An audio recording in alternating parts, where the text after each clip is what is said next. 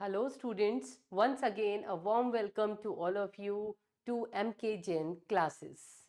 Let's start our today's topic. And our today's topic is taxonomical hierarchy. क्या topic है आज हमारा? That is taxonomical hierarchy. Yes, my dear students, tell me, do you know the meaning of hierarchy? क्या होती है hierarchy? पता है कुछ? जैसे फैमिलीज में अगर हम बोले एक तरह की वंशावली है ना, कौन किसके ऊपर था, कौन किसे के पहले पहले प्रीडिसेसर कौन था, एंसेस्टर कौन था, सक्सेसर कौन है, ठीक है। या सबसे ज़्यादा इजी समझना होगा किस वे में, let's take the example of an organization. Organization में suppose there are several ranks, बहुत सारे हैं, लेकिन ठीक है हमें जितने पता है हम उसके हिसाब से मोटा माटी उसको कैलकुलेट कर लेंगे।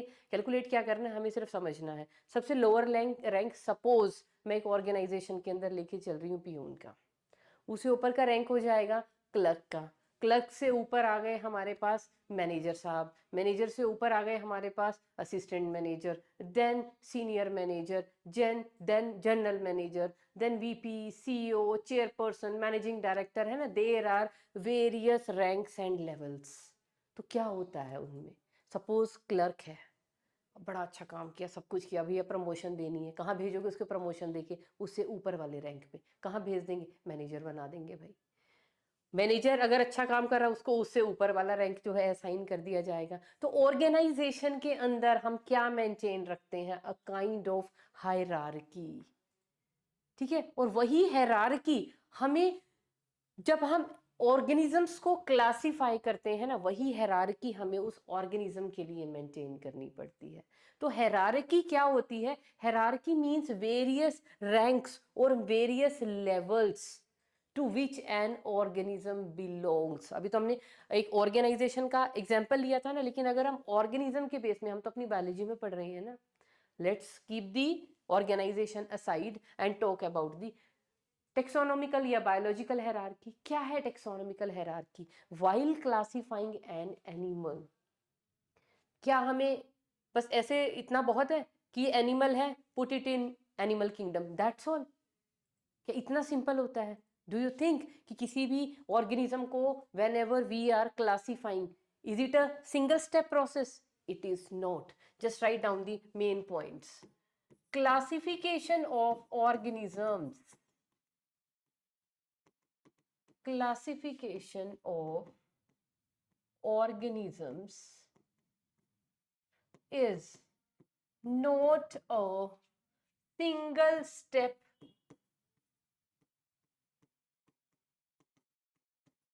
Process.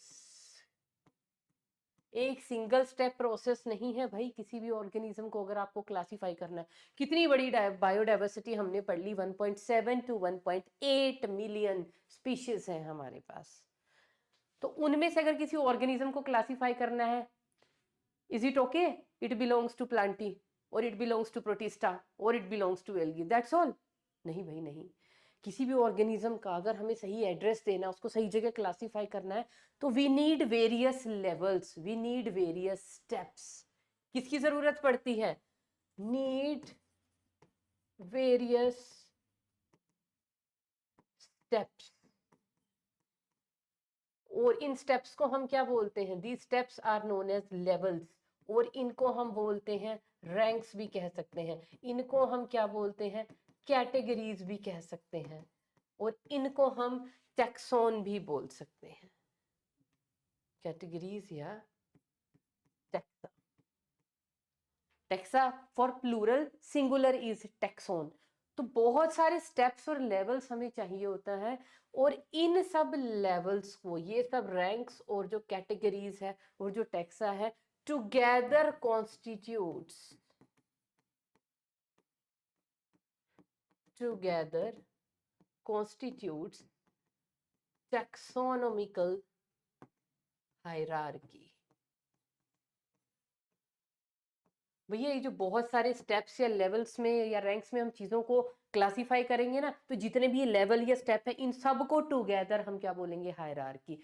Let's take the example of our है ना। अब खुद का एग्जाम्पल लेते हैं हम लोग, अगर हमें अपना एड्रेस देना है ना, if somebody asks us where do you live, you will say in Delhi. तो आपका कोई भी पार्सल या कोई भी ऑनलाइन कंसाइनमेंट क्या आप तक मिल जाएगा कि I live in Delhi, are you a prince? या कोई बहुत ज़्यादा वीवीआईपी है कि आप सिर्फ इतना बोल दो कि दिल्ली और मेरा पार्सल मेरे घर पे पहुंच गया या मेरा कोई गेस्ट मेरे यहाँ पे पहुंच गया। You need to mention your house number in your address, your building number, your locality, है ना, जो भी जहाँ पे भी आप रहते हैं, your any nearby landmark, your district, then your state, only then someone will be able to visit your house. तो जब आपको अपने आप को क्लासीफाई करना है, क्लासीफाई मतलब कि आप इतनी बड़ी जो इंडियन टेरिटरी है इसके अंदर आपको हमने कहाँ प्लेस किया, आप कहाँ रहते हो, कितना कुछ आपको बताना पड़ता है, कितने लेवल्स, हाउस नंबर बताया, बिल्डिंग नंबर बताया, आपने अपनी लोकेलिटी या सोसाइटी का नेम बताया, उसके बाद फिर आप कौन से एरिया में रहते हो, कौन सा डिस्ट्रिक्ट में रहते हो, कौन सी स्टेट के अंदर रहते हो, कितने सारे रैंक्स या लेवल्स हैं। क्लासीफाई करने का मतलब हमारा एड्रेस पता चल रहा है कि हम कहाँ रहते हैं। तो ऐसे ही जब हम किसी ऑर्गेनिज्म को क्लासिफाई कर रहे हैं तो भैया यहाँ पे भी बहुत सारे लेवल या रैंक की हमें ज़रूरत पड़ती है। और वो जो बहुत सारे लेवल या रैंक्स हैं, सबसे पहले ये किसकी दिमाग में खुजली हुई थी, किसके दिमाग में सबसे पहले आया था कि एनिमल को ऐसे कैटेगराइज करना चाहिए? वो सबसे पहले proposal was given by sir Carolus Linnaeus. तो हमें किसने सबसे पहले प्रपोजल दिया था? Categorisation was done by Carolus Linnaeus. और क्या किया था कैरलस लीनियस ने? He proposed 5 categories, proposed 5 categories. और क्या थी वो 5 categories? Those 5 categories were, first of all, class, then order, then genus, then species, and then variety. These 5 categories were proposed by Linnaeus कि हमें किसी भी ऑर्गेनिज्म को अगर क्लासीफाई करना है तो भैया ठीक है, उसको उठा के लाओ, उसके जो भी हैं कैरेक्टर्स को आइडेंटिफाई करो और उसको क्लासीफाई कर दो, एक क्लास में डाल दो। उस क्लास के कौन से ऑर्डर में वो, मतलब सबसे पहले क्या उसकी वैरायटी है, ये वैरायटी है, इसकी हमने ये स्पीशीज बनाई है, उसमें डाल दो, इस स्पीशीज के इस ये जीनस है और ये जीनस बिलोंग करता है इस ऑर्डर को और ये ऑर्डर बिलोंग करती है इस क्लास को, दैट्स इट। लेकिन जब ये एक्चुअल में प्रैक्टिकली करने बैठे तो हमारे पास इतनी सारी बायोडाइवर्सिटी है, इतने सारे ऑर्गेनिजम्स हैं कि अगर ऑर्गेनिज्म को अगर हम एक ही जीनस के ऑर्गेनिज्म को भी देखें ना तो वहां पे भी हमें बहुत सारी सिमिलैरिटीज तो मिल ही रही थी, डिसिमिलैरिटी भी मिल रही थी। भैया एक ही जीनस में है लेकिन इसमें अभी भी दूसरे वाले से ये वाले अलग कुछ कैरेक्टर है। तो वी नीड टू क्या बनानी पड़ी? प्रोड्यूस सम न्यू कैटेगरी, जैसे स्पीशीज बनानी पड़ी। फिर स्पीशीज में भी भैया वेरिएबिलिटी दिखी, हमें फर्दर क्या बनानी पड़ी? वैरायटी बनानी पड़ी। लेकिन ऐसा करने पे भी क्या हो रहा था? क्लासिफिकेशन जो है बहुत ज्यादा होच पोच हो गई भैया, क्लासीफाई हो ही नहीं पा रहा ऑर्गेनिज्म। तो लेटर ऑन क्या स्टेप उठाया गया कि भैया these 5 categories are not sufficient, क्या करना पड़ेगा? We need to add some more categories. और वो मोर कैटेगरीज क्या थी, वो कैसे ऐड की गई? Later on variety was removed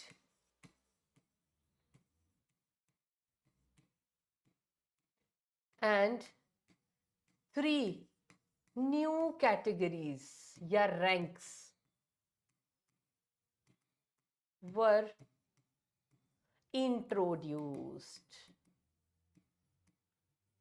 क्या कर दिया गया? वैरायटी को हटा दिया गया, हट गए, कितने रह गए? 4। इसमें 3 और नए ऐड कर दिए। और वो 3 जो नए ऐड किए वो कैटेगरी क्या थी? वो कैटेगरी थी भैया, नया ऐड कर दिया हमने किंगडम, एक हमने ऐड किया जो यहां पे नहीं है, दैट इज फैमिली। और क्या ऐड किया गया? अरे अरे, फैमिली से पहले क्या आएगा? किंगडम के नीचे होती है फाइलम या डिवीजन।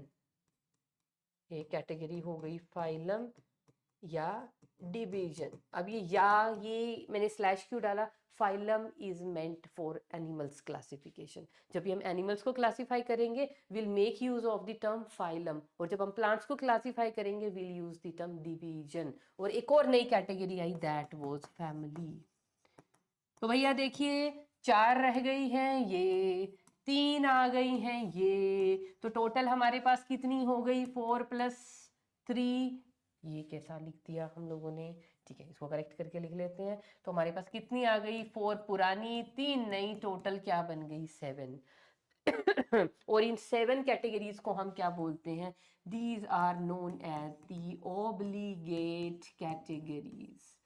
क्या है ये, दीज आर ओब्लिगेट कैटेगरीज। अब ओब्लिगेट कैटेगरीज क्या होती हैं भाई, ओब्लिगेट कैटेगरीज ये होती हैं कि अगर आप किसी भी ऑर्गेनिज्म को अगर हम कर रहे हैं क्लासीफाई, तो एटलीस्ट ये 7 रैंक्स तो हमें देने पड़ेंगे। इन 7 स्टेप्स में तो उसको क्लासीफाई करना ही करना है, ये मिनिमम रिक्वायरमेंट है। तो आप कहोगे मैम फिर मैक्सिमम क्या है, मैक्सिमम ये है there are 21 more intermediate categories. There are 21 more intermediate categories और रैंक्स और लेवल्स, में कुछ भी वर्ड यूज कर सकती हूँ, कोई भी टर्म यहाँ पे। तो 21 और आप कहोगे अब ये किधर से आ गई, देखो पहले हम क्या करते हैं, ये जो हमारा ये जो 7 ओब्लिगेट कैटेगरीज है ना, फर्स्ट ऑफ ऑल हम इनको लिख लेते हैं। सबसे पहली कैटेगरी हमारे पास क्या है, किंगडम। किंगडम के नीचे हमारे पास आता है फाइलम या आता है division in case of plants. उसके नीचे हमारे पास आएगी क्लास। क्लास के नीचे हमारे पास आएगा ऑर्डर। ऑर्डर के नीचे हमारे पास आएगी फैमिली। फैमिली के नीचे हमारे पास आएगा जीनस। और जीनस के नीचे हमारे पास क्या आएगी, species. Family, then genus and then species. तो भैया ये 7 मिनिमम रैंक्स हैं। और इन 7 मिनिमम रैंक्स की इस पूरी चेन को हम क्या बोलते हैं, हमने क्या मेंटेन कर ली, एक टेक्सोनॉमिकल हायरार्की। तो जब हम इसमें कि कौन से किंगडम में डालेंगे, उस किंगडम की कौन सी फाइलम या डिवीजन में जाएगा ऑर्गेनिज्म, किस क्लास में, उस क्लास के किस ऑर्डर में, उस ऑर्डर की इतनी सारी फैमिलीज है कौन सी फैमिली में, उस फैमिली के इतने सारे जीनस में से कौन से जीनस में, और इतने सारे जीनस की कौन सी स्पीशीज के अंदर, तब हम कहेंगे कि हाँ इसकी एक क्लासिफिकेशन हुई है। तो these are minimum step required, इसलिए इनको हम बोलते हैं 7 ऑब्लिगेट कैटेगरीज। इसमें से एक भी कम नहीं होनी चाहिए। इसके अलावा वी में ऐड 21 मोर। फॉर एग्जाम्पल देखिए, जैसे फैमिली है, फैमिली के नीचे हम एक और कैटेगरी बना सकते हैं, एक और रैंक ला सकते हैं, दैट इज सब फैमिली। सब फैमिली के नीचे हम एक और रैंक लेके आ सकते हैं जिसको हम बोलते हैं ट्राइब। वो ट्राइब के नीचे हमारे पास फिर आ जाता है जीनस। ये देखो 2 इंटरमीडिएट कैटेगरी तो मैंने फैमिली और जीनस के बीच में ही डाल दी। ऐसे ही there is scope of adding 21 category to this hierarchy. हम ऐड कर सकते हैं जहां पे भी जरूरत है। सपोज क्लास है, super class, class, sub class. Order है, super order, order, sub order. समझ गए, ऐसी स्पीशीज है, सब स्पीशीज, वैरायटी। तो बहुत सारी ऐसे 21 और कैटेगरीज है। अगर हमें लगता है ना बहुत ज्यादा कॉम्प्लेक्सिटी हो रही है, बहुत ज्यादा वेरिएशन है ऑर्गेनिज्म में, हमें और लेवल्स चाहिए कि भैया इनमें अभी भी एक स्पीशीज में डालने के बाद भी वो एक स्पीशीज के 2 ऑर्गेनिज्म में अभी भी कुछ दिक्कत है, तो भैया उसकी सब स्पीशीज बना दो। अभी भी उनमें दिक्कत है, भैया उनकी वैरायटी बना दो। समझ रहे हो, तो ऐसे लेवल्स असाइन हो सकते हैं। 21 मोर कैटेगरीज का अभी और स्कोप है इस टेक्सोनॉमिकल हायरार्की के अंदर। गॉट माय पॉइंट, ठीक है। तो अभी हम दोबारा यहीं पे आ जाते हैं। तो कितनी टोटल कैटेगरीज, मतलब 21 एक्स्ट्रा है और 7 जो है हमारे पास ओब्लिगेट कैटेगरीज है किसी भी ऑर्गेनिज्म को क्लासिफाई करने के लिए। और ये जो एक सिंगल लेवल होता है ना, 1 single level is known as, तो ये जो सिंगल लेवल है जो इस हायरार्की का, उसको हम क्या बोलते हैं, टेक्सोन। या उसको हम क्या बोलते हैं, मिनिमम या basic unit of hierarchy. Unit of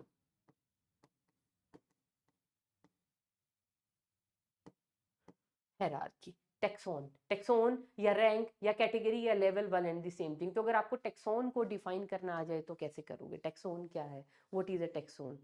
it is a rank of an organism based upon their observable characters। Observable characters के बेस पे एक ऑर्गेनिज्म को जो रैंक दिया गया है उसको हम क्या बोलते हैं, टैक्सन। लिख दें इसकी डेफिनेशन। व्हाट इज टैक्सोन या लेवल या rank? It is the level assigned to an organism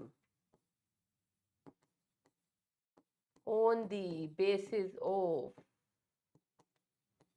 observable characters. That's all. ठीक है जी, तो इसमें और कुछ ज्यादा नहीं जानना है। Taxonomical hierarchy. अब टेक्सोनॉमिकल हायरार्की में सबसे बड़ा चैलेंज मेरे प्यारे बच्चों को क्या आ जाता है? मैडम आपने तो फटाफट से लिख दी 7 कैटेगरीज, हम कैसे याद रखें? क्योंकि हम कहाँ घपला करते हैं, लो मैं बता देती हूँ, यहाँ घपला करते हो आप। ऑर्डर ऊपर आ जाता है, फिर फैमिली आ जाती है, क्लास नीचे आ जाती है। कई बार फैमिली ऊपर चली गई, क्लास नीचे आ गई, तो मैम हमें तो ये ऑर्डर लर्न ही नहीं होता। तो ऑर्डर लर्न करने के लिए हमेशा यहाँ पे क्या प्रेजेंट है हमारे पास? न्यूमोनिक्स। जैसे टेक्सोनॉमी का बताया था ना चिकन, तो यहाँ पे भी एक न्यूमोनिक है, और वो न्यूमोनिक क्या है हर टीचर बताता है, हर टीचर बताता है। इसको तो यूनिवर्सली बुक में भी आना चाहिए लिखा हुआ। तो write down, keep the dishes. ये द व मत लगाओ, है ना, हमें इनकी जरूरत ही नहीं है। हमें तो अपना मुद्दा, अपना न्यूमोनिक याद रखना है। कीप डिशेस, और डिशेस को हम क्या बोल सकते हैं? Pots. Clean, otherwise family get sick. बोलो जी, ये न्यूमोनिक तो याद हो जाएगा। बड़ी हाइजीनिक बात बोली है हमने कि भैया आपने घर के बर्तन बर्तन यूटेंसिल सब साफ रखिए, नहीं गंदगी मचाओगे, अनहाइजीनिक रहोगे तो क्या हो जाएगा? Family get sick. तो अब यहाँ पे देखिए, कीप किंगडम के, dishes division, P ports phylum, C class, order family, genus and species. तो इस न्यूमोनिक से हमें बड़े इजीली याद हो जाएगा कि हमारा क्या ऑर्डर है हायरार्की का। भूलोगे तो नहीं। तो इस न्यूमोनिक को तो बिल्कुल आप नोट डाल के अपनी बुक में या एनसीईआरटी के अंदर ही चिपका लो, क्योंकि मुझे पता है अभी आपको लग रहा है लर्न हो गया है, लेकिन जब हम एग्जाम में बैठेंगे या थोड़े 15-20 दिन, 1 महीने के बाद हम रिकॉल करेंगे ना, अरे अरे अरे अरे, ऑर्डर पहले था, फैमिली पहले थी, क्लास पहले थी, है ना, तो उन चीज़ों में बड़ी गड़बड़ हो जाती है। तो इस न्यूमोनिक से आप ये प्रॉपर एक सीक्वेंस हमें याद रखना है। इस सीक्वेंस को हम गड़बड़ी नहीं कर सकते हैं, तो हमें मार्क्स नहीं मिलेंगे। तो अब क्या करना है? अब यहाँ पे हमारा मुद्दा क्या है? इस हायरार्की से हमें क्या फायदा हो रहा है? इस हायरार्की के बेस पे ना हमारे पास नीट में क्वेश्चंस आ जाते हैं, और वो क्वेश्चंस हमें क्या बता रहे हैं? देखिए क्वेश्चन किस तरह के आते हैं कि बताइए, जब आप टेक्सोनॉमिकल हायरार्की में, टेक्सोनॉमिकल हायरार्की को तो डिफाइन कर लोगे ना, क्या है ये? इट इज द असेंडिंग और descending order of various taxa for assign to an organism to classify it. बस, और कुछ भी नहीं। तो इसकी बड़ी अच्छी अच्छी डेफिनेशंस आपको मिल जाएंगी। तो ये असेंडिंग या डिसेंडिंग एक सीक्वेंस है या ऑर्डर है हमारे पास वेरियस रैंक्स का, या वेरियस टेक्सन का, या वेरियस कैटेगरीज का, वो आप सब लिख लोगे। तो यहाँ पे क्वेश्चन कैसे आता है कि जब हम ऊपर से नीचे की तरफ आ रहे हैं, मतलब किंगडम से स्पीशीज की तरफ आ रहे हैं या स्पीशीज से किंगडम की तरफ जा रहे हैं, तो भैया what happens to the observable characters. मतलब अगर मैं पूछूं कि ऑर्गेनिज्म के बीच में स्पेसिफिसिटी बढ़ रही है या घट रही है, अगर मैं आपको कहूं कि हम मूव कर रहे हैं from kingdom to the species, हम ऊपर से नीचे की तरफ आ रहे हैं, है ना, सबसे हायर रैंक किसका होता है बताइए? हायर रैंक ये है हमारे पास, हाईएस्ट रैंक वो हम असाइन करते हैं टू दी किंगडम। और स्पीशीज क्या है अभी इस हायरार्की के अंदर? हमारे पास क्या है? लोएस्ट रैंक, क्योंकि वैसे लोएस्ट नहीं है, इसके नीचे सब स्पीशीज, वैरायटी, ये सब आ सकती हैं, है ना। तो अभी यहाँ के हिसाब से this is the lowest rank. तो जब आप हाईएस्ट रैंक से लोएस्ट रैंक की तरफ आ रहे हैं, तो बताइए जी, स्पीशीज जो स्पेसिफिक फीचर्स हैं वो बढ़ रहे हैं, स्पेसिफिक कैरेक्टर, या वो घट रहे हैं? लगा सकते हो बुद्धि, थोड़ा सा टाइम लेके सोच सकते हो कि स्पेसिफिक कैरेक्टर, भाई स्पेसिफिक कैरेक्टर किसके होंगे? स्पीशीज के होंगे। क्योंकि यहाँ पे जब हम किसी भी चीज को उठाया और किंगडम में डाल दिया ना, देखो हमारे लिए हम क्या है? हम क्या है? We are animals, we are in kingdom animalia. Snake क्या है? Animal in animalia. फ्रॉग क्या है? Animal in animalia. पाइसिस क्या है? चलो जी एनिमेलिया। कैट, डॉग, है ना, हॉर्सेस, बफलोज, सब कहाँ पे है? इन किंगडम एनिमेलिया। तो भैया ये तो एक जनरल कैरेक्टर्स के बेस पे हमने डाल दिया ना किंगडम। जैसे जैसे हम लोअर कैटेगरीज में आते जाएंगे we will be becoming more and more specific. जब हमने स्पीशीज बनाई, हमारी स्पीशीज के अंदर तो सिर्फ हम ही हैं, होमो सेपियंस। क्या हमारे अंदर कोई कैनिस फैलिस मतलब कुत्ता बिल्ली कुछ इस तरह का आ रहा है, कोई स्नेक आ रहा है? नहीं आ रहा। तो हमारी स्पीशीज किससे बनी है? हमारे जैसों के कुछ स्पेसिफिक कैरेक्टर्स। तो स्पेसिफिक कैरेक्टर्स जहाँ पे प्रेजेंट होंगे वो कहाँ पे होंगे? स्पीशीज में। इससे ऊपर वाले में क्या है? स्पेसिफिक कैरेक्टर कम है, थोड़े रिलेटेड जनरल कैरेक्टर्स ज़्यादा हैं। जैसे जैसे हम ऊपर की तरफ मूव करेंगे जनरल कैरेक्टर्स बढ़ते चले जाएंगे, स्पेसिफिक कैरेक्टर कम होते चले जाएंगे।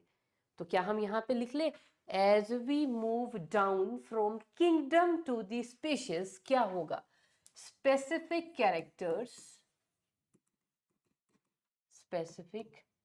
कैरेक्टर्स क्या होंगे भैया बताओ? ऊपर से नीचे आ रहे हैं, यहाँ पे जनरल कैरेक्टर ज्यादा है, तो स्पेसिफिक कैरेक्टर विल इंक्रीज। ये सिंबल हम किसके लिए लगाते हैं? For an increase. और जब हम नीचे से ऊपर की तरफ जाएंगे, या चलो हम इसी ऑर्डर में लिख लेते हैं, अभी ये तो बात थी स्पेसिफिक कैरेक्टर की। And what about the general characters? क्योंकि इन्हीं रैंक्स के ऊपर ना कई बार आपको क्वेश्चन आ जाते हैं, और मैं बताती हूँ अभी कैसे क्वेश्चंस आते हैं। जनरल कैरेक्टर्स का क्या होगा? जनरल कैरेक्टर सबसे ज्यादा वहां होंगे और सबसे कम यहाँ पे होंगे। तो जब आप ऊपर से नीचे की तरफ आ रहे हैं तो जनरल कैरेक्टर्स डिक्रीज। तो सबसे ज्यादा जनरल कैरेक्टर्स हमें कहाँ पे मिलेंगे? यहाँ पे। तो जनरल कैरेक्टर्स क्या होंगे यहाँ पे? General characters will be at max. और यहाँ पे specific characters will be at max. specific characters क्या होंगे? मैक्सिमम होंगे यहाँ पे।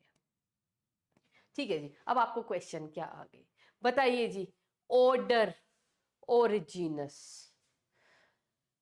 कुछ ऑर्गेनिज्म मतलब ऑर्डर है और जीनस है, ज्यादा सिमिलैरिटी आपको जीनस रैंक पे मिलेगी या आपको ऑर्डर के रैंक पे मिलेगी? ऑर्डर पे मिलेगी या जीनस पे मिलेगी? ज्यादा सिमिलैरिटी। सिमिलैरिटी मतलब स्पेसिफिक कैरेक्टर्स की बात हो रही है। ज्यादा स्पेसिफिक कैरेक्टर हमें कहाँ देखने को मिलेंगे? जितने हम नीचे जा रहे हैं। क्योंकि यहाँ पे तो क्या था, जर्नल है, हमारे साथ और भी जुड़े हुए हैं, आ जाओ भाई, आ जाओ भाई, आ जाओ, तुम भी आ जाओ, तुम भी आ जाओ, तुम भी आ जाओ। ठीक है। लेकिन जैसे जैसे हम नीचे की तरफ जा रहे हैं we are becoming more and more and more specific. जैसे हम नीचे की तरफ आ रहे हैं ना, आ रहे हैं, ठीक है जी, आ रहे हैं, तो होमो हो गया। यहाँ पे जैसे हम मैमेलिया, हम मैमल्स हो गए, तो मैमल में सारे वही हैं जिनमें मेमोरी ग्लैंड्स हैं। उससे ऊपर वालों में हमारे साथ और भी जुड़े हुए हैं। तो जैसे हम नीचे की तरफ आ रहे हैं स्पेसिफिसिटी बढ़ रही है। तो जो स्पेसिफिक सिमिलर कैरेक्टर है ना वो क्या हो रहे हैं? हमारे बीच में ज्यादा है। यहाँ पे हमारे अंदर सिमिलर कैरेक्टर थोड़े कम है। जनरल कैरेक्टर के बेस पे हम इकट्ठा डाल दिया, पर फिर वो जनरल कैरेक्टर माना 100 है, उनमें से हम लोग 75 हम में सेम थे, 25 डिफरेंट थे। तो वो 25 अलग, 75 अलग, उन 75 में से अगेन 25 हम सेम थे, वो डिफरेंट थे अगेन। ऐसे ऐसे करते करते करते तो जितने हम नीचे आते जाएंगे उतनी हमारी number of similarity of characters increase होती चली जाएगी। तो ये बहुत इंपॉर्टेंट पॉइंट है बेटा। ये जो दो चीजें हैं ना, स्पेसिफिक कैरेक्टर और जनरल कैरेक्टर, इनके बारे में आपको जरूर पता होना चाहिए कि जब ऊपर से नीचे की तरफ आएंगे तो हमारे जो स्पेसिफिक कैरेक्टर है we will be becoming more and more and more and more and more specific. क्योंकि यहाँ पे सिर्फ एक जैसे ऑर्गेनिज्म होंगे एक स्पीशीज में। लेकिन जब हम जीनस की तरफ जुड़ते हैं तो एक जीनस के अंडर काफी सारी स्पीशीज होती हैं, तो उतने सारी स्पीशीज के टोटल कैरेक्टर होंगे जीनस के। और बहुत सारे जीनस आपस में मिलके रिलेटेड जीनस कॉन्स्टिट्यूट करते हैं क्या? फैमिली। बहुत सारी रिलेटेड फैमिली आपस में जुड़ के क्या कॉन्स्टिट्यूट करेंगी? ऑर्डर। तो जैसे हम ऊपर की तरफ जा रहे हैं स्पेसिफिसिटी कम हो रही है, जो हमारी जो एक तरह से कहेंगे ना जनरल कैरेक्टरिस्टिक्स, वो ज़्यादा इंक्रीज हो रहा है ऊपर की तरफ जाते हुए। ठीक है, तो इस चीज़ के ऊपर बहुत सारे क्वेश्चन आते हैं, तो हमें ये चीज़ को यहाँ पे मेंशन करना है, लिखना है, और हमें पता होना चाहिए।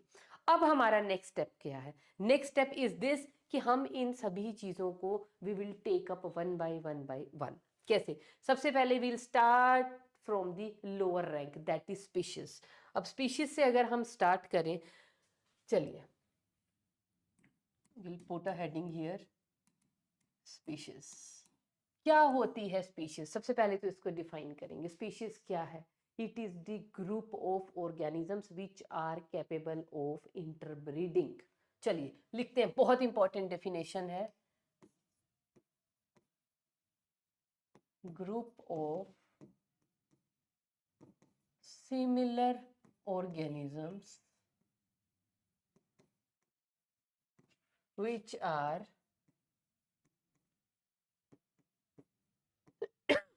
capable of interbreeding, उसे हम बोलते हैं स्पीशीज. क्या एग्जाम्पल लेंगे इसमें? अब एक एग्जाम्पल है हमारे पास कैनिस, एक एग्जाम्पल है हमारे पास फेलिस. अब कैनिस से आपको लगता है कैट की बात हो रही है, C for cat, C for canis. No, felis is cat and canis is dog. किसके बेस पे कैनिस रखा है? डॉग के दो कैनाइन होते हैं ना आगे बड़े बड़े, तो कैनिस. अब ये दो मेरे पास स्पीशीज है, ठीक है जी. अब इनके अंदर क्या हो जाएगा हमारे पास, बताइए अभी क्या होने वाला. देखिए यहाँ पे मैंने क्या लिखा है, group of similar organism capable of interbreeding. ये एक अलग स्पीशीज है, ये अलग स्पीशीज है, इवन ये तो मैंने जीनस ही अलग लिख दिए हैं, ठीक है. तो इन दो के अंदर क्या हो सकता है, क्या इनब्रीडिंग हो सकती है? अच्छा, मैं इनके एग्जांपल्स हटा देती हूँ, मैं आपको अप्रोप्रिएटली ना स्पीशीज के एग्जांपल लिखती हूँ.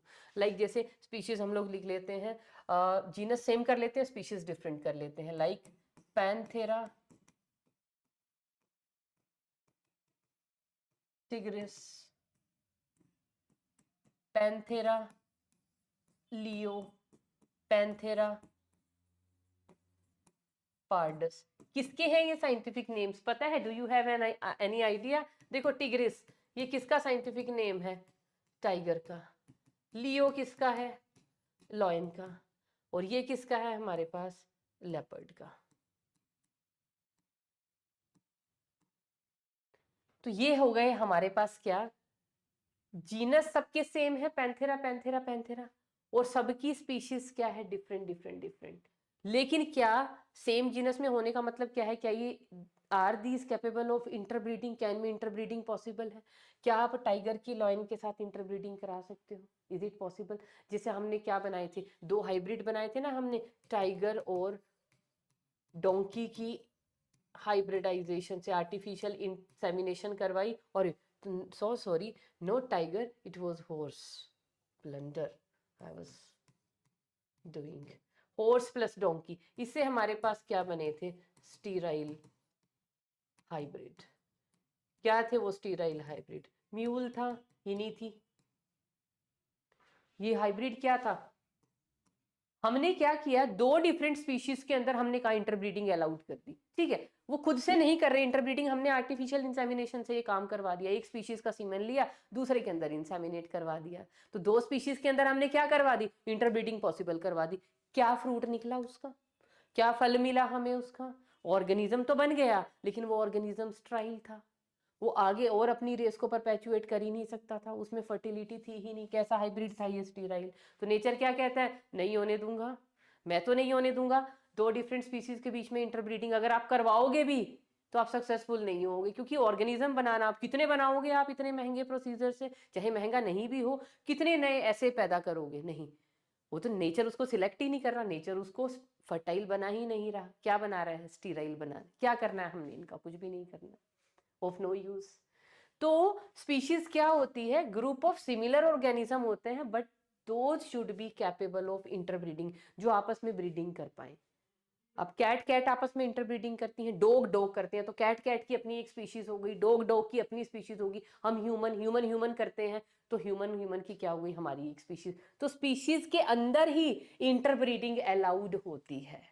अगर दो डिफरेंट स्पीशीज हैं, these are always reproductively isolated. क्या बोलते हैं उनको हम? Reproductively isolated species. तो हम यहाँ पे ऐड कर लेते हैं यहीं पे क्या? Species concept. इसको हम बोलते हैं बायोलॉजिकल. बहुत इंपॉर्टेंट है ये स्पीशीज के टॉपिक में, biological concept of species. Concept of biological species.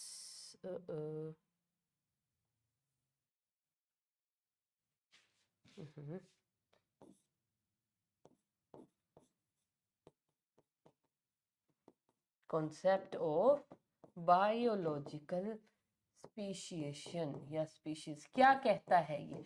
सबसे पहली इंपॉर्टेंट चीज, ये आपको दोबारा अभी इकोलॉजी में भी आने वाला है। This concept was given by Ernst Mayr. क्या है उन फेलो का नेम जिन्होंने ये कॉन्सेप्ट दिया था? That fellow is Ernst Mayr. उन्होंने क्या कहा था? Two different species are always reproductively isolated. क्या बोला इन्होंने? टू डिफरेंट स्पीशीज क्या होंगी? Always reproductively isolated. अब बच्चों को ना समझ ही नहीं आता इसका मीनिंग। रिप्रोडक्टिवली आइसोलेटेड का मतलब क्या है? वो नेचर ने ही सिलेक्ट कर रखा है। अगर आप एक स्पीशीज है तो आप आपस में इंटरब्रीडिंग कर सकते हो। ह्यूमन ह्यूमन के साथ कर सकता है ना? है ना? ह्यूमन मेल और ह्यूमन फीमेल ही तो करते हैं। ये थोड़ी होता कैट और ह्यूमन कर रहे हैं आपस में। तो वो अगर होंगे भी तो वो फ्रूटफुल नहीं होंगे, उनसे कुछ नहीं बनेगा। पहली बात तो जब स्पर्म का और एग का जो एग्लूटिनेशन रिएक्शन होता है उसी में वो रिजेक्ट हो जाएगा। फिर भी किसी तरह हमने कोई टेक्नोलॉजी लगा के कर दिया और ऑर्गेनिज्म पैदा हो गया तो it would be of no use. वो स्टीराइल होगा, इनवाइबल होगा। ठीक है?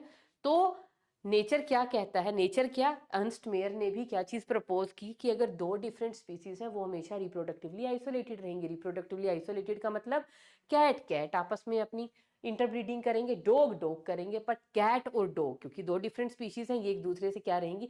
एक ही जगह पे रह रहे हैं, लेकिन रिप्रोडक्टिव आइसोलेशन का बैरियर है उनमें।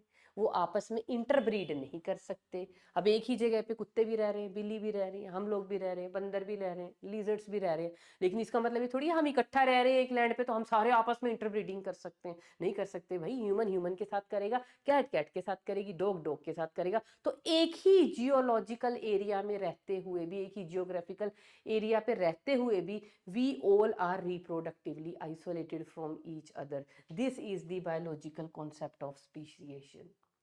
Got it? और species क्या होती है? Group of similar organisms which are able to interbreed themselves. आपस में वो इंटरब्रीडिंग कर सकते हैं। ठीक है जी, चलिए इससे नेक्स्ट स्पीशीज के ऊपर वाला लेवल कौन सा आता है हमारे पास? स्पीशीज से ऊपर का लेवल हमारे पास आता है, it is known as genus. कैसे डिफाइन करेंगे? स्पीशीज की तो मैंने डेफिनेशन लिख दी, जीनस को हम कैसे डिफाइन करेंगे? Group of closely related species. Group of closely related species. Species का एक ग्रुप ही तो क्या बना रहा है? जीनस बना रहा है। तो इनको डिफाइन करना सीखो। Very very easy, very easy. आप अगले से अगला लेवल आप अपने आप ही डिफाइन करते जाएंगे। चलिए यहाँ पे हम एग्जांपल ले लेते हैं। लाइक मेरे पास है जीनस सपोज सोलेनम, तो एग्जांपल मेरे पास आ गया। जीनस में सेम ही लूंगी सोलेनम, इसमें स्पीशीज अलग आ गई। ट्यूबरोसम भी आ जाती है, मिलंजना भी आ जाती है, सोलेनम नाइग्रम भी आ जाती है। और सबके आगे मैंने सोलेनम का एस लगा दिया, तो आप ऐसे लिख सकते हैं। सबसे पहली बात तो ऐसे ऑर्गेनिज्म जिनका जीनस सिमिलर हो, सिमिलर जीनस वाले ऑर्गेनिज्म को हम क्या बोलते हैं? इस कैटेगरी को, इनको हम क्या बोलेंगे? ऐसे जीनस को हम क्या बोलेंगे? होमोटिपिक, नहीं नहीं सॉरी, पॉलीटिपिक जीनस। इनको हम क्या बोलेंगे? Polytypic genus. की एक ही जीनस के अंदर मल्टीपल क्या रखी हुई है हमने? स्पीशीज। इन स्पीशीज को इस एक ही जीनस के अंदर क्यों रखा? क्योंकि ये स्पीशीज आपस में क्या है? क्लोजली रिलेटेड है। ऐसा ही एक और एग्जांपल दूं, एक बॉटनी से लेते चलेंगे, एक जोलॉजी से लेते हुए चलेंगे। जोलॉजी का क्या हो सकता है? जैसे हमने अभी लिखा पैंथेरा टिग्रिस। और भैया लिखना कैसे है? बायोलॉजिकल नोमेनक्लेचर के रूल्स नहीं भूलने हैं, अदरवाइज सब्जेक्टिव वालों के तो half half half number for each mistake will be keep on deducting. उसके बाद पैंथेरा लियो, उसके अलावा पैंथेरा पार्डस, है ना? तो ये सब ये zoology का एग्जाम्पल हो गए। तो यहाँ पे भी क्या है, एक ही जीनस है पर उसके अंदर जो है रिलेटेड स्पीसीज को प्लेस किया। तो एक जैसी रिलेटेड स्पीसीज थी लेकिन वो स्पीसीज के कैरेक्टर सबके अलग है, इसका कैरेक्टर अलग है, इसका कैरेक्टर अलग है, इसका कैरेक्टर अलग है। तो अगर हम पैंथेरा टिग्रिस इस स्पीशीज में देखें, टाइग्रिस में, तो सबके कैरेक्टर ऑलमोस्ट सेम है, इसीलिए उनको किस में डाला है, स्पीशीज टाइग्रिस में। यहाँ पे लियो सारे लॉयंस एक जैसे हैं, इसलिए उनकी एक स्पीशीज बनी लियो। और यहाँ पे पार्डस, इन सबकी अपनी सेम है कैरेक्टर, इसीलिए उनसे एक स्पीशीज बन रही है, and these are able to interbreed among themselves. लेकिन अब क्योंकि ये स्पीशीज भी आपस में रिलेटेड थी, इनके बीच में भी सिमिलैरिटीज थी, डिसिमिलैरिटी थी जिनकी बेस पे तो इनको स्पीशीज बना दिया, लेकिन इनमें सिमिलैरिटी भी थी। जो सिमिलैरिटी थी उसकी वजह से इनको किस में डाल दिया, इनका एक सिमिलर जीनस बना दिया। और वो सिमिलर जीनस अगेन कैसा है, पॉलीटिपिक। अच्छा, अब यहीं पे अगर पॉलीटिपिक बताया है तो इसी के ऑपोजिट एक होता है होमोटिपिक, वो भी आपको पता होना चाहिए। होमोटिपिक जीनस क्या होता है, जैसे हम लोग हैं होमो सेपियंस, और कहीं होमो देखा है आपने, ये जीनस देखा है और कहीं होमो नहीं देखा ना, it is the only genus. इसके अंडर हमने और कोई स्पीशीज नहीं रखी हुई है, हम ही है बस अभी तक होमो जीनस के अंदर एक ही है स्पीशीज, दैट इज सेपियंस।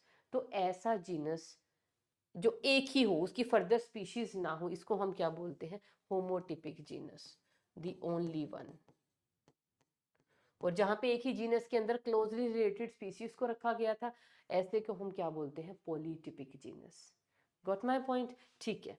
अब नेक्स्ट हमारे पास क्या आ जाता है, जीनस के बाद जो हायर रैंक आता है, दैट इज आवर फैमिली। भूल तो नहीं गए ना अपना, ये देखो हमने लिखा हुआ है ना, सबसे पहले हमने स्पीशीज को डिस्कस किया, क्या है, group of similar organisms which are capable of interbreeding, simple line. उसके बाद जीनस, जीनस क्या है, group of closely related species.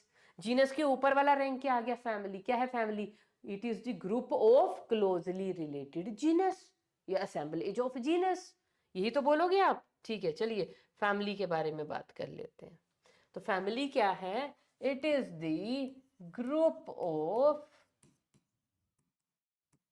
Closely related genus, उसको हम बोलते हैं फैमिली। और देखो एग्जाम्पल भी मैं लेके आई हूं। अब ये देखिए, ये जीनस है सोलेनम, एक है पिटूनिया, एक है दतूरा, सब अलग अलग है, सब अलग अलग है ना, लेकिन इन सबको प्लेस किया गया है एक ही फैमिली के अंडर, सोलेनेसी। एक ही फैमिली के अंदर तीन अलग अलग जीनस क्यों प्लेस किया, इन्होंने मिलके एक फैमिली क्यों बनाई, क्योंकि इनमें क्या है, ये जीनस आपस में क्लोजली रिलेटेड है।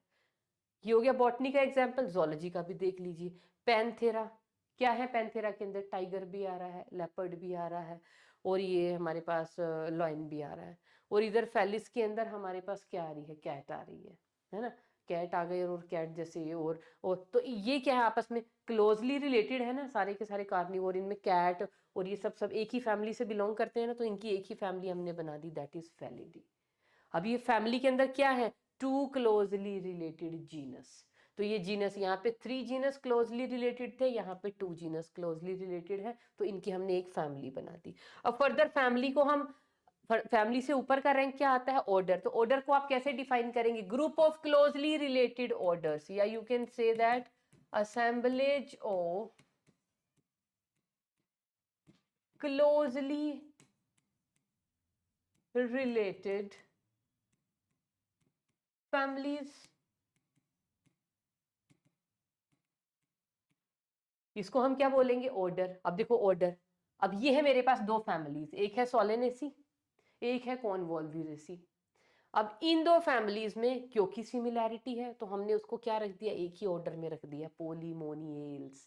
अच्छा, ऑर्डर में एक चीज देखना, अगर पीछे एल्स लग रहा है ना, तो वी आर वैसे ही टॉकिंग अबाउट कि ये जो ऑर्डर है it belongs to plants, plant kingdom से बिलोंग कर रहा है। एनिमल में ऐसा कुछ नहीं होता, यहाँ पे काफी अलग अलग डाइवर्सिटीज हमें मिलेंगी। अब ऐसे ही अगर हम एनिमल में देखें, फैलिडी एंड कैनिडी, कैट और डॉग, इनमें जनरल कैरेक्टर्स की कुछ सिमिलैरिटी है जिसकी वजह से इनका हमने एक ऑर्डर बना दिया कार्निवोरा। क्योंकि ये दो अलग अलग फैमिलीज हैं, लेकिन इन फैमिलीज क्या हैं, those two families are closely related. Closely related है तो इनका एक ग्रुप बनाया, उस ग्रुप को हमने क्या बोला, ऑर्डर कार्निवोरा। ठीक है। और ये जो हम बना रहे हैं ना, ये जैसे ये फैमिलीज बनाई, सब फैमिलीज ये जो हम बना रहे हैं किसके बेसिस पे बनाते हैं? ऑन दी बेसिस ऑफ क्या? Observable character. जैसे यहाँ पे है सोलेनेसी फैमिली में रखा, किसके बेस पे रखा होगा? क्या बेसिस थे यहाँ पे मेरे पास? मैंने इनके स्टडी किए कुछ वेजिटेटिव कैरेक्टर्स, और साथ में स्टडी किए इनके क्या? फ्लोरल कैरेक्टर्स, है ना, on the basis of these two. लेकिन जब हम थोड़ा सा और आगे गए तो हमने क्या किए? वेजिटेटिव छोड़ दिए, हमने इन दोनों के सिर्फ क्या किए? Only floral characters.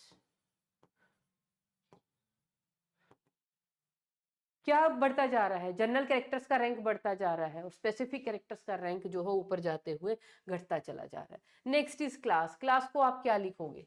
क्या लिखेंगे? क्लास द ग्रुप और यूनियन ऑफ क्लोजली रिलेटेड